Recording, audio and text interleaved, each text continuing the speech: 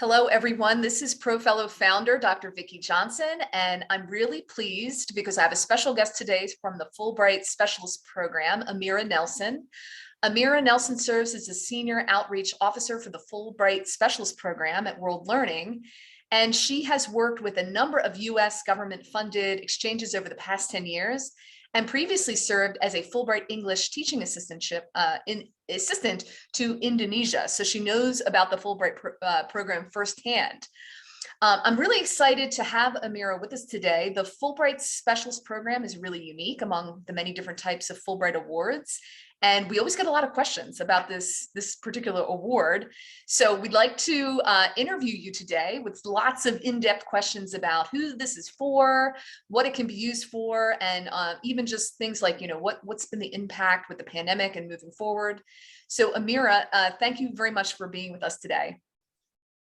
Thank you so much for having me, Vicki. I'm excited to talk a little bit about the specialist program today, and hopefully everyone can come away with a little bit more insight into this program. So I'm just going to take a moment to share a few slides here just to give folks a little bit of a visual reference point. Before we start talking about the Fulbright Specialist Program, I think it's really key to take a step back and look at the larger Fulbright program, because this is a program with a 75-year history. We just celebrated our 75th anniversary last year, which was really exciting for everybody. And I think the Fulbright program's larger mission is really key to the Fulbright Specialist Program as well. So for anyone in the audience watching who isn't necessarily familiar with the Fulbright program, this program came about in the aftermath of World War II. It's a program of the U.S. Department of State, and it's funded by the U.S. government, so with taxpayer dollars. And really the mission of the program is to advance mutual understanding between the people of the United States and people around the world. And the Fulbright program does that through a variety of different international educational and cultural exchange programs, of which the Fulbright Specialist Program is really just one opportunity. So I think what's important to kind of keep in the back of your mind is that we're talking about the specialist program today, but really there's a variety of different opportunities for people at all phases of their career trajectories, whether you're a student, professional, an artist, teacher, scholar, to contribute towards that larger mission of increasing collaboration and enhancing mutual understanding. Great. Yeah. And let me just call out that link that you had there, because that is true. There's actually like hundreds of different awards that the Fulbright gives to both Americans going abroad and also foreign students and scholars to come to the US. So if you're interested in learning about the full array of Fulbright Awards, definitely check out that link that's on the screen there, the eca.state.gov/Fulbright. And then you also might, as a foreign student, might find information about Fulbright from your own Fulbright country. So look up Fulbright. Yeah, absolutely. I think that site is really key in kind of understanding just a full range of opportunities out there. So I definitely encourage everyone to check that out.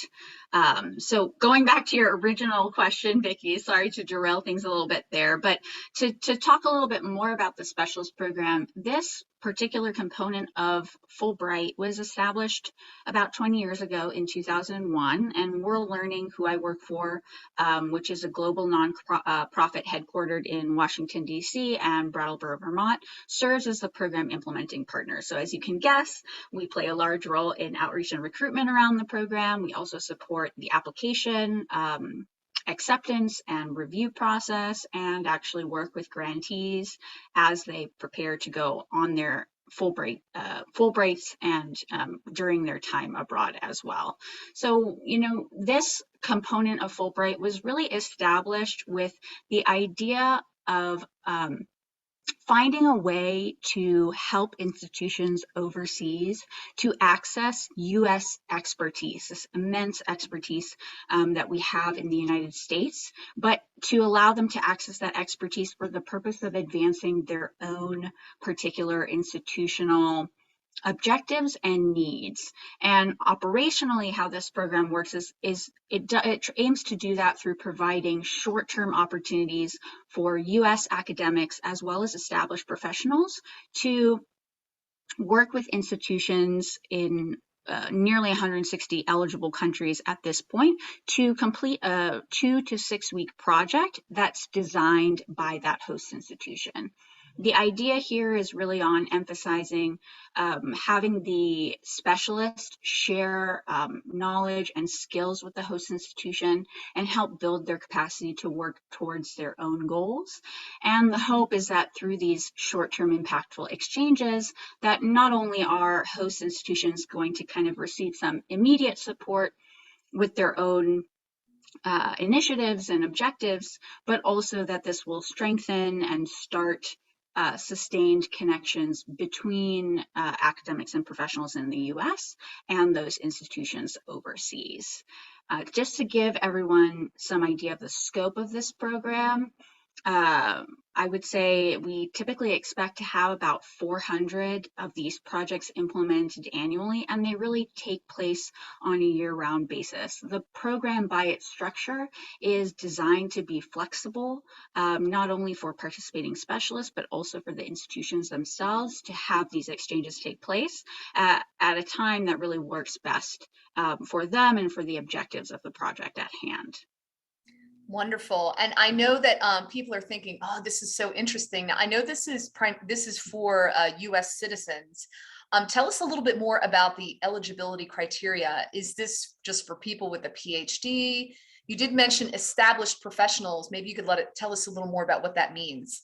Definitely. So in terms of eligibility criteria, we do have a full list on our website that I do encourage everybody to just check out before they actually start their application. But to give you, kind of some idea of the basic criteria, we really look for folks who are U.S. citizens, and as you highlighted, folks with significant expertise in one of our eligible project fields. When we talk about significant expertise, I think, because this program is open to both professionals and academics, there is no specific terminal degree requirement, because that's not really, we feel appropriate to hold somebody who, maybe working as a professional in a field where that's not a typical qualification to really have a lot of expertise in that field, to hold them to that expectation to have a terminal degree. Now, I think evaluating what significant experience means with respect to each of these different fields and each of these different professional trajectories is a big challenge, but as a baseline, I would typically say that a competitive applicant would have at a minimum 5 years, a competitive professional applicant would have at a minimum 5 years of experience. I believe at this point, the youngest person on the Fulbright Specialist roster is 26 years old. And I think, certainly, I think the more experience, the more years in the workforce you have, the more straightforward it will be to establish that criteria of significant expertise. I'd say the bulk of folks on the roster, a large proportion, do tend to be in that age range between 35 to 50. So hopefully that gives you some idea of kind of the general level of experience that most competitive candidates will have. I think that makes a lot of sense. I mean, it sounds like you need people to come in who have experience working in these fields and expertise to bring, which wouldn't be such the case for like an early career candidate, although some early career candidates that have just 5 years of work experience may have some really unique expertise or perspective, maybe in a technical field that you couldn't get elsewhere. But I think that makes sense. So it's kind of good to know that, you're expected to be maybe more of a mid-career person for this type of award. And to think about sort of what you bring that is a true expertise based on your experience. Yes, I think that's exactly correct. There are some candidates on the younger end of the spectrum, and I think, the key to their admission to the roster is really having at that stage in their career already amassed, like you said, some pretty specific areas of expertise, and really being able to articulate in their application what exactly that expertise is, and what experiences they've had to date to really to lead up to that. Well, this is exciting. We always like to find opportunities for mid-career. There's always a perception that all of these awards are for early career candidates, but this is a really special program because it is open to mid-career and even maybe late career. Now, I'd love to actually learn a little bit more about the application process, which is also a little bit different than your typical fellowship. And I've read that you have to be, you apply to be added to a roster. So tell us about the roster and what happens if you make it onto the roster. Correct. So thank you for making this so easy on me to kind of make this flow very naturally. So we do have what's called a roster-based structure. And this is fairly unique, at least within the constellation of different program offerings within the Fulbright program.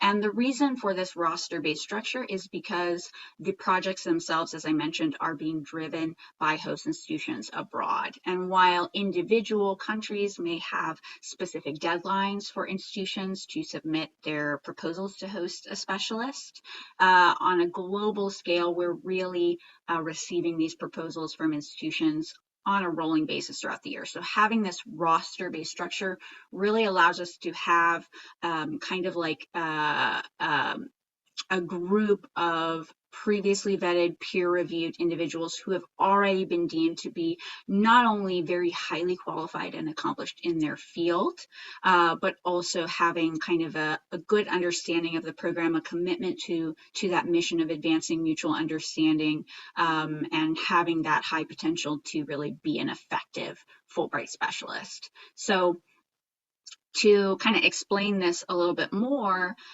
from the U.S. applicant side of things, what this really looks like is that you'll submit an application to join the Fulbright Specialist roster. This happens completely online. And then once you submit that application and it's completed, that will be, undergoing a very technical review by World Learning just to make sure everything's complete. We don't have any additional questions about your application, but at that point, it's going to be turned over to a peer review panel, which will be comprised of 3 individuals from that same general field that you would have selected from that list I shared earlier when you submitted your application. And they'll really be making the key determination around whether or not to recommend you for admission to the roster. Once you are admitted to the roster, you'll be placed there for a period of 3 years, and that's the time during which you have the potential to be matched with one of these projects designed by an overseas institution. You have a few options there. You'll be having access to an ongoing list of projects that you can put yourself forward for if you find one that you're interested in, or you can also be requested directly by an institution as well. And oftentimes that latter option is if they've had some collaboration or connection with you in the past. In terms of the actual application components itself, I've just got all of these here as a reference point. The application itself is pretty straightforward. A lot of the basic things that you would expect in an application: personal information, education and employment history, your resume or CV, and then 2 essay prompts and 3 reference contacts. And then there's a few optional fields as well. And you can submit that application at any point in the year. We operate 6 different cycles each year, and essentially every cycle we will review all applications that are completed to date. Wonderful. Thank you. I had another question about this, the roster. When you're matched to a project, if you have a successful match, how much notice are you typically given about a placement? Like how much time do you have to decide and then, start your placement? It's a really great question, Vicki. And I think the key thing to know about this program is there's generally kind of some typical ways that the program might work, but there's always exceptions and outliers to that typical process, because again, the name of the game with this program is flexibility for the host institutions particularly so that we can make sure we're really serving their needs. Typically, what we would advise institutions who submit a proposal is to do that at least 4 to 6 months in advance of the time that they're hoping to host that specialist for that project. So when it comes to, like I mentioned earlier, that list of ongoing projects that you'd have access to if you were on the roster, people who are on the roster right now are seeing a lot of projects for summer and later this fall. There are certainly, though, some outliers in that sense, whether that's projects that are, of a high need or high priority, where they're looking for somebody to come as early as like May of this year, and certainly some institutions that are ahead of the game and are already looking for folks to join them for perhaps, at the end of this year or the spring of next year. So the lead time and being matched to a project will definitely be quite variable, but you do have your own autonomy in the process. It doesn't work in the sense that like you would get on the roster and then we'll just notify you at some point, oh, you need to go to this country to do this project. You absolutely will have autonomy in the process to look at the available timelines and kind of determine what really, is realistic for you as a member of the roster. Okay, that's great to know, because these are, everywhere from faculty members, working professionals, people with children. So that's really interesting to know that there is a bit of a there's some time to decide. But Yeah. also, if there's a project and they see multiple people in the roster that could be a good fit, are like multiple people invited, or is it like one by one? We invite one, if they decline, we invite the next. Yes. So I think what might be helpful to clarify here is once somebody is on the roster and they have access to that ongoing list of projects, it's really at that point the individuals on the roster who self-select into being considered for a particular project. If you see a project that you're interested in, you would submit yourself for consideration to that project by submitting an up to 300-word statement of interest, elaborating on why you believe you'd be a fit for the project. It's very much like a short cover letter. And then you have the opportunity to upload a resume or CV that you might want to update, for example, based on the project description at hand. So you'll have a lot of context there to create those materials. Things like, when is the project taking place? What are the key objectives and activities? Any specific skills the host institution is looking for. And it's ultimately that pool of individuals that self-selects into, kind of raising your hand and saying, I'm interested in this project, that's going to be reviewed by the host institution. It's not typically the case that the host institution is kind of looking at the roster and making selections directly from the roster, but rather that they'll review that pool of individuals that has submitted statements of interest for their project. Now, to tackle your question, generally, World Learning will conduct a review of the individuals that are interested, and just to make sure that, the applicants meet the baseline criteria that the host has established for the project. But at that point, all the qualified candidates are going to be sent to the institution directly for their review and selection. And we ask that institutions rank those candidates. And then once they select a top choice candidate, we will put the top choice candidate and the institution in contact so that they can discuss that project further and make sure that it's a good fit for both parties. That's typically how it works. There may be some very select cases where the institution would wish to speak with multiple candidates if they're having some difficulty making a decision. But typically they'll just speak with kind of their top choice candidate after reviewing all of the kind of written materials that have been submitted by those that are interested.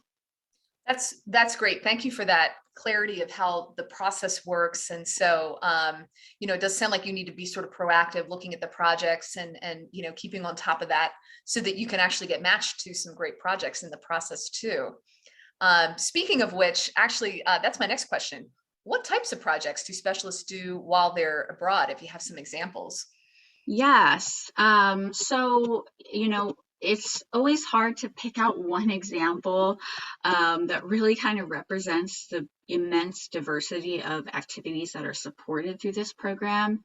When we think about the types of things that specialists are doing, the emphasis, again, as I talked about earlier, is really on sharing knowledge and skills with the host institution and building their capacity. So the types of things that specialists do often fall into the category of education, training, or capacity building. So this is things like delivering seminars or trainings, consulting on faculty or workforce development, developing training and or academic curricula and materials that they're going to use after you depart, giving lectures, needs assessments, engaging in strategic planning. Those tend to be quite common themes that we see historically across the program. And oftentimes you might be engaged in not just one of those activities, but a combination of them to, again, kind of leverage your short visit to the best extent possible. One example of this is we had a recent specialist. She just came back from her exchange, I believe, at the end of last year. Her name is Ashley Gabb. She's the Director of Supplier Inclusion and Diversity at the Estee Lauder Companies, which I think many of you will be familiar with. And she served as a Fulbright Specialist at ISCOM, which is, I'm probably butchering the actual name, but it's essentially the Higher Institute of Communications and Publicity in France. They have several campuses in France. So she spent 2 weeks at the ISCOM campuses in France.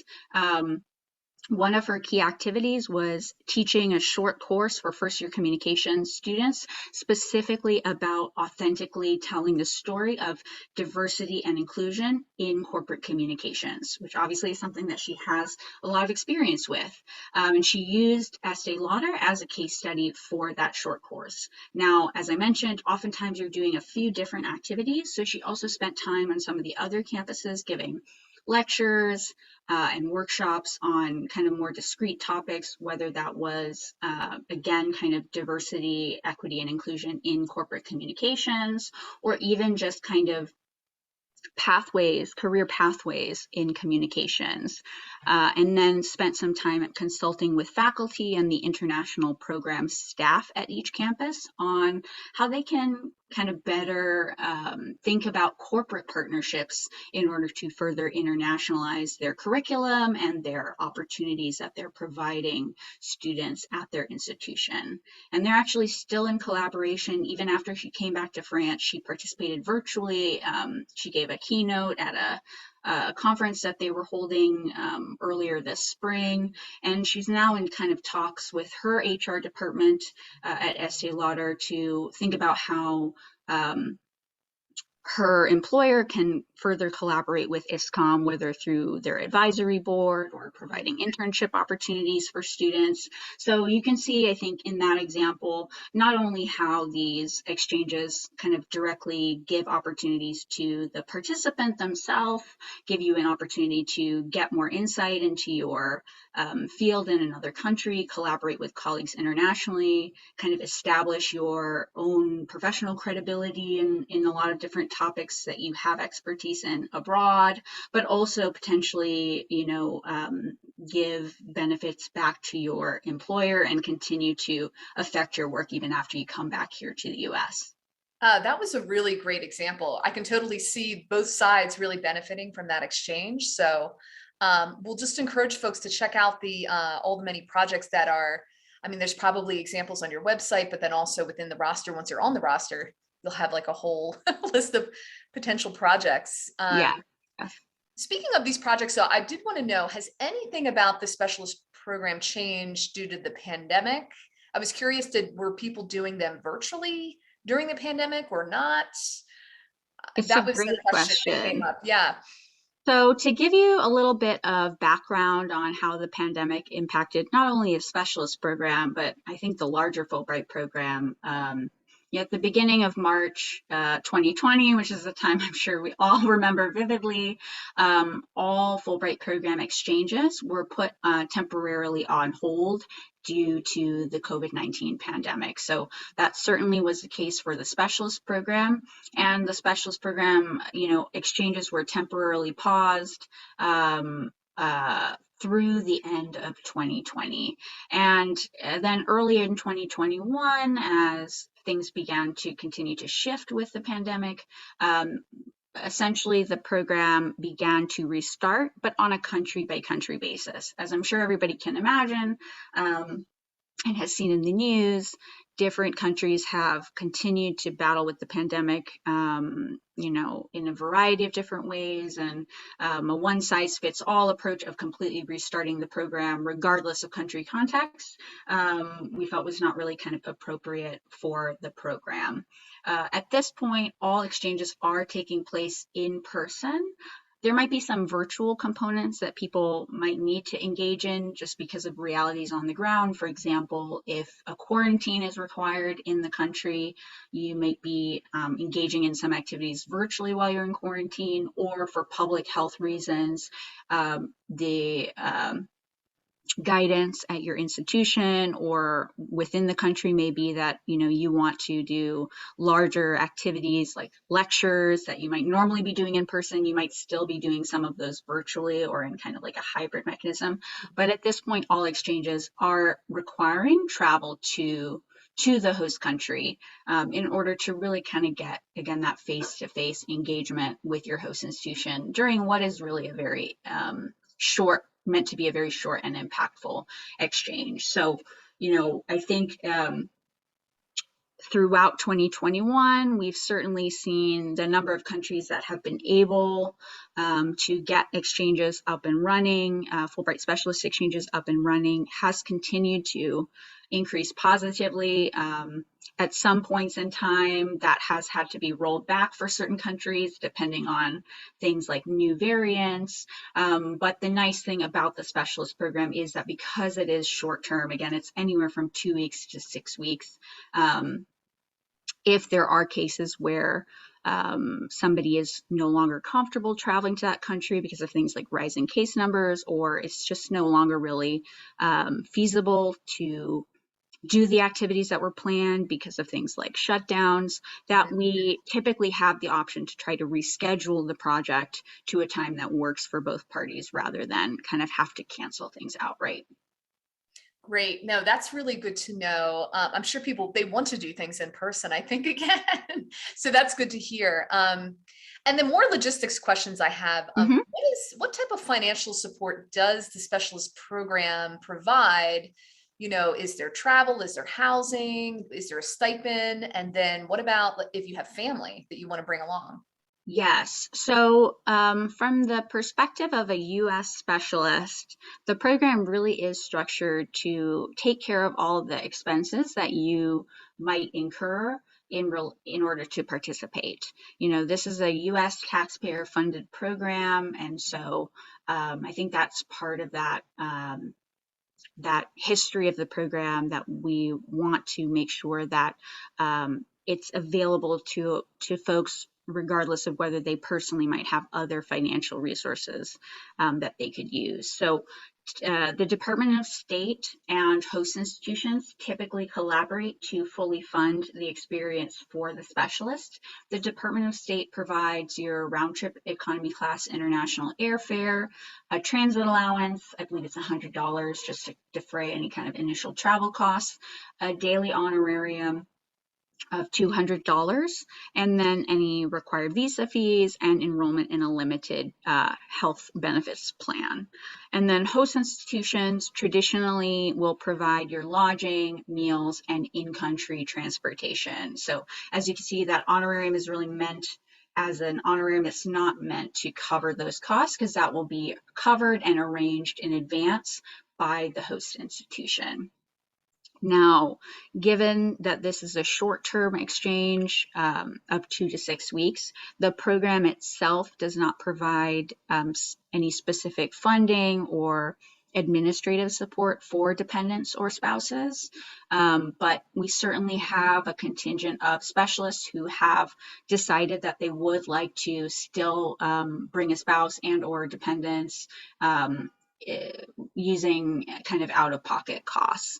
And in those cases, especially if there are minor dependents abroad, minor dependents involved, we're learning would assist that individual in making sure they can make that request to the host institution and to the local binational Fulbright Commission or U.S. Embassy that manages the program in that country, in order to kind of seek approval for that additional arrangement of bringing their spouse or their dependents with them.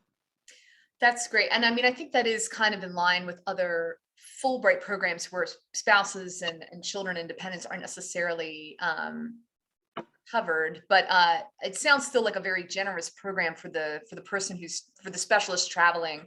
So Yes. it's wonderful to hear that. Yeah, those are. And I'll just say, for some of the longer term awards, there are certainly Fulbright opportunities that do provide that funding for spouses or dependents, additional allowances for that. I know for the Fulbright Scholar Program, it's not every award to every country, but there certainly are some awards that provide that funding if that's something that somebody really would need in order to be able to pursue one of those. Again, because there are longer term opportunities, and you have to think about things like schooling and whatnot. Great. And also now with the news going on, especially we currently have the war in Ukraine, there's other places where there's high security risks. Are specialists ever placed in countries where there's a security risk? So I think, it's a great question. I think certainly with, this is a global program, and certainly there are, I think it's in many cases inherent risks that we think about when we think about traveling to other countries, and things can change and evolve at any minute, as I think we've all seen with how the pandemic has unfolded.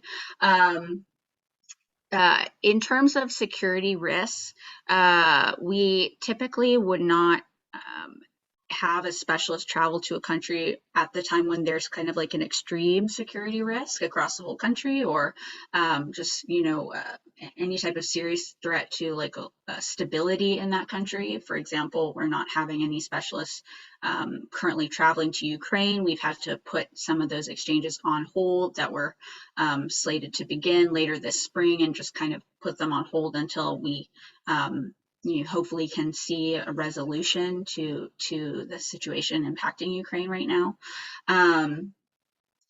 Now, I think there are also some cases where people might be traveling to a country and there are some security risks regionally in that country, but because they're not traveling to that particular region for their project, those exchanges have been allowed to go ahead. We really work closely with the Fulbright Commission in that country and the U.S. Embassy in that country to really kind of holistically evaluate what is,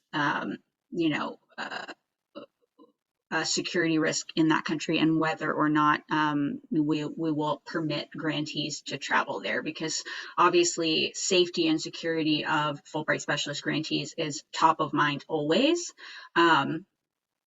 If there are situations where somebody is traveling to a country and there's just generally security concerns to be aware of, there may be cases where the commission or the embassy has determined that it's safe for the person to go ahead and travel, but that they need some additional assistance to understand the security concerns more broadly in that country. And so there are some cases where we may require that somebody have a security briefing, or recommend that they have a security briefing at the U.S. Embassy as soon as they arrive in country.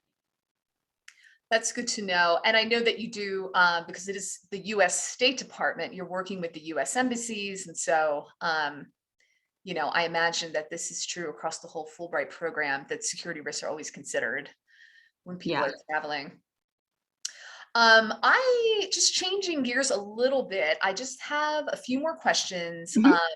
If someone is at mid or late career and they actually want to change careers and they're trying to apply their skills in a new way, Could the specialist program be a way to get experience in a new career field? It's an interesting question. I really see at the core of this program is really connecting U.S. professionals and academics with institutions to share expertise that they already have. So, kind of my overall response would be this probably would not be the best program to leverage to kind of make a career pivot into like another field, for example, because institutions will more likely be interested in your past experience and knowledge that you've gleaned over the years.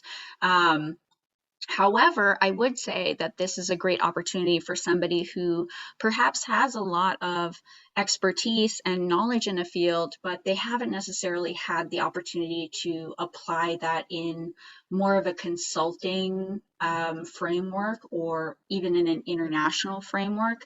I know of several grantees who have got years and years of experience in a particular topic, but the specialist program and participating in that program has allowed them to be able to say when they get back, look, I not only have this expertise domestically, but I have this more internationally. And that has opened up opportunities for them to kind of package their Fulbright specialist experience as like, look, I've had these opportunities to almost serve as a short-term consultant to this institution overseas. So in that sense, I would say this could be, that could be one benefit to think about when you consider applying to this program. But I wouldn't necessarily recommend it if you're looking to make, very 180 career pivot into a completely different discipline. That makes sense because some fellowships exist to help you develop new skills or move into a new field. But this is really at this mid-career level, this is really to find people with expertise that they've developed over X number of years and then bring it to a new country. Yeah, but yeah. You do have that benefit, building connections. One other question I always get is, what if you're retired? Can someone who's retired do the specialist program? Absolutely. So whether you retire during the time that you're on the roster, during that 3-year period, a lot of things can happen. People change jobs, people retire, or if you're retired at the time that you apply, that does not negatively impact your eligibility to serve as a specialist. I would just say for folks who are already retired and are thinking about applying to the program, one thing definitely to be mindful of is some of the evaluation criteria as part of the application. We have all of this on our website. It'll walk you through what exactly is in the application, what are the essays, and what are the review criteria. But one component of this is not only your potential to directly benefit an institution over abroad, but kind of hearkening back to that Fulbright program mission I talked about earlier, how this experience is going to impact others in your community and others in the U.S. Fulbrighters are really agents of change in their communities, and the peer reviewers looking at your application will want to understand how you envision, this program would benefit others beyond yourself through, how it shapes your own worldview or how it might help lead to further collaborations. For example, kind of going back to that example with that specialist who works at Estee Lauder. So sometimes I do find that for folks who are already retired, it's a little bit less straightforward. You might have to think a little bit more about how you want to articulate that in your application. Whereas if you're still employed directly by an institution, it might be a little bit more straightforward to say, for example, I'm already working within the framework of this institution and it's going to help with my work in this way and this way and this way. Because is there, the idea is really that this is not just a one and done little project that you're doing. You're hoping that people are establishing long-term relationships and opportunities. Exactly.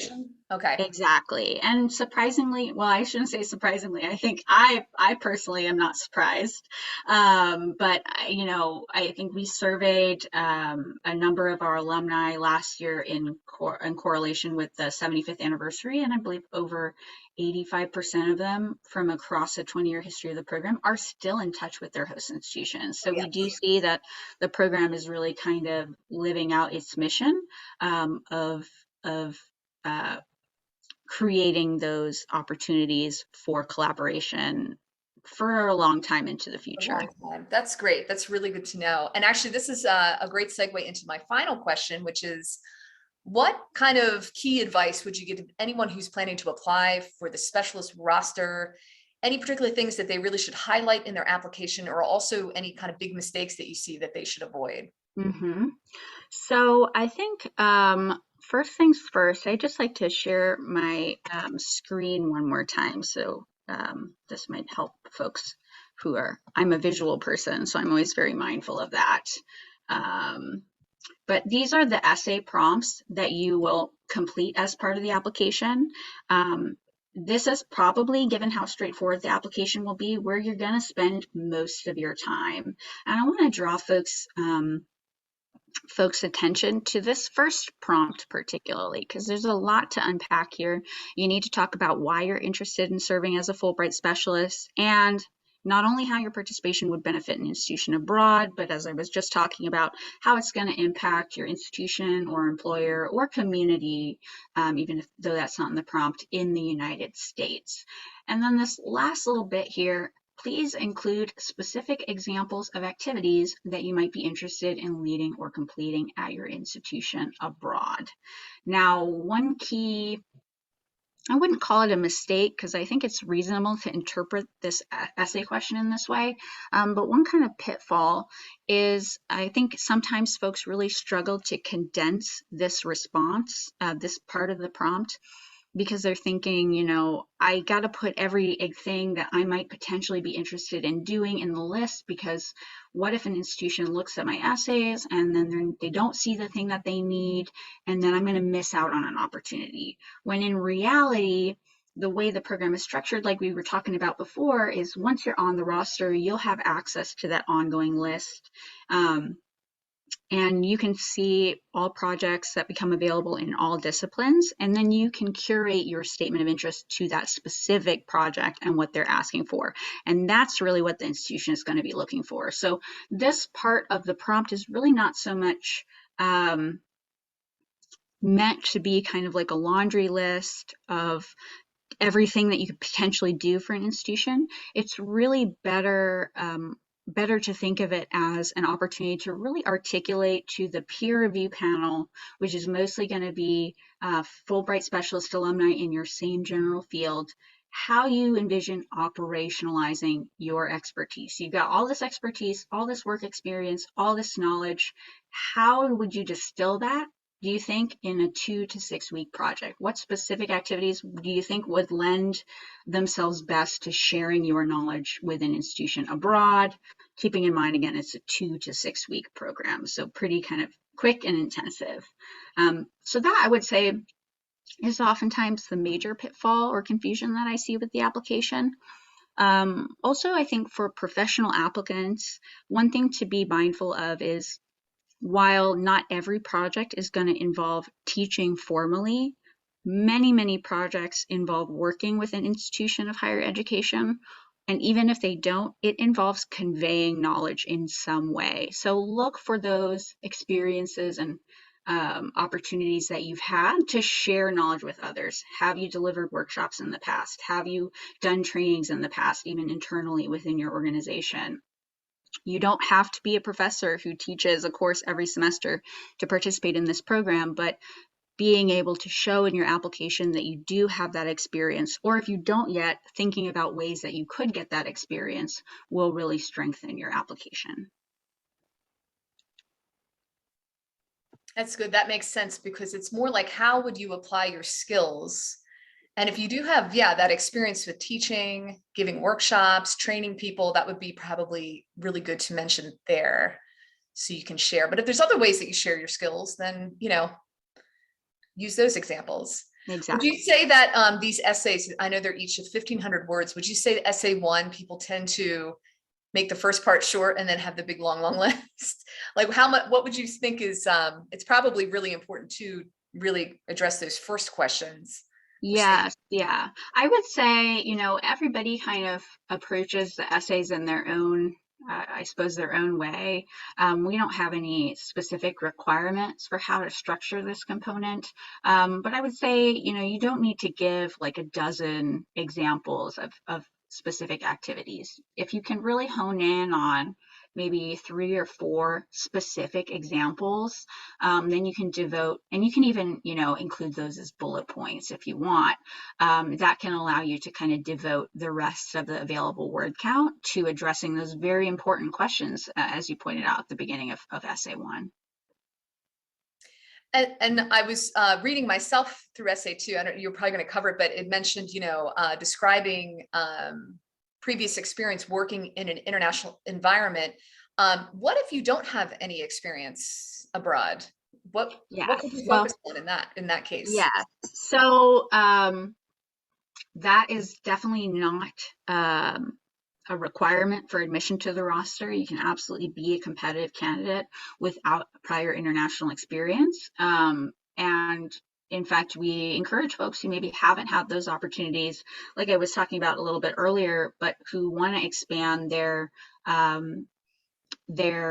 work abroad, develop collaborations with others overseas. That's a very powerful motivation to participate in this program, right? So as folks might be already reading through this slide, you might see that we have a little caveat here for those that don't have prior experience in an international setting. The way I'd recommend maybe going about this is to, like the prompt outlines here, describe the strategies that you would employ in order to be successful while serving as a Fulbright specialist, keeping in mind, again, this is a global program. You might be going to France or you might be going to Burma, depending on your particular interests, right? So, you can describe not only the strategies you would employ, but perhaps reflect on experiences for cross-cultural exchange and communication that you've had, even here in the United States, whether that might be something virtual that you've participated in or working with colleagues who are not from the United States here, while you're here working or volunteering with international populations. I think there's a wealth of opportunities for cross-cultural engagement without ever leaving the borders of the U.S. that you can absolutely leverage to kind of provide examples as you talk about different strategies that you might use if you were to be a Fulbright specialist. That makes a lot of sense. And just one more question about that. I mean, a lot of Americans don't have second language skills, or if they do, they're probably pretty limited because we speak in English and work in English. How often, can most Fulbright specialist projects be done in English, or is there expectation that you would operate in the language of the country? That's a really great question. The vast majority of exchanges Fulbright specialist exchanges do not require capabilities in another language besides English. Ultimately, this is really determined by the host institution. We ask them to provide some details about any expectations regarding language in their proposal to host a specialist.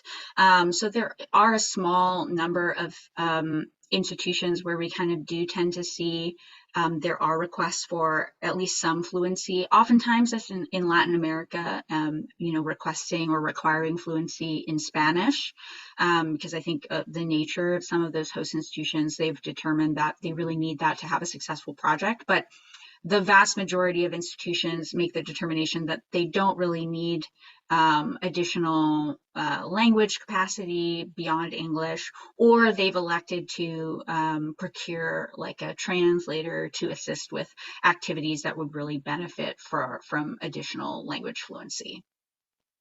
Wonderful. Well, I'll need to wrap up this interview, although I always have like lots of questions. We could talk forever about this. I know. I feel like we did cover a lot of questions, but if anyone had more questions, what would be the best way to get those answers? Yes, so we've introduced kind of a new way to connect with our staff. Of course, you can always call and email us at any time. We have on our website, which I might just call out here, fulbrightspecialist.worldlearning.org. You can email us or call us at any time, but if you'll go to the events section of our website, we actually have a way that you can schedule a 20-minute consultation directly with me. We can talk specifically about your questions. If you have concerns about the program, if there's elements that you're trying to understand better, that can be a great way to kind of connect one-on-one with myself or another member of our staff and really get that support that you need for your application. Oh, that's wonderful. Well, thank you so much for making yourself so available and just being part of this really extraordinary Fulbright program. A lot of people have never heard of the Fulbright Specialist, even though they've heard of other parts of it. So we hope that more people will find this opportunity and be interested in enrolling, especially now that we're starting to travel a bit more. But thank you so much for your time and answering my questions today. And yeah, we look forward to continuing to work with the Fulbright Specialist Program through ProFellow. Thank you very much, Vicki, for having me on today. And I look forward to continuing our partnership as well.